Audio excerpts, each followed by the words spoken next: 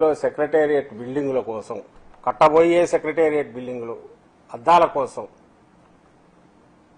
2,540 కోట్లతో కాంట్రాక్టు. కేవలం అద్దాలు.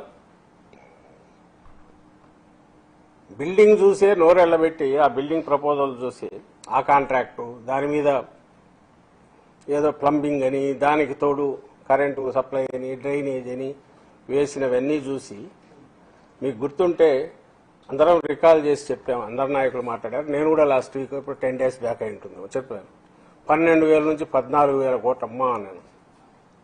ఇది పూర్పూరు ఎంత పెరుగుతుందో చెప్పలేమనుకున్నాం. కానీ మీరు 12-14 అయింది. నారాయణ తర్వాత మాట్లాడుతూ వీటన్నిటికీ పర్యవేక్షకుడు, అన్ని రకాలుగా చంద్రబాబు ఆలోచనలన్నిటికీ తనే ఒక రూపం ఇచ్చేవాఆయన నారాయణ గారు.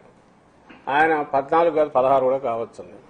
మరి వీళ్ళు మరీ బరి తెగిస్తారు అనుకున్నాం.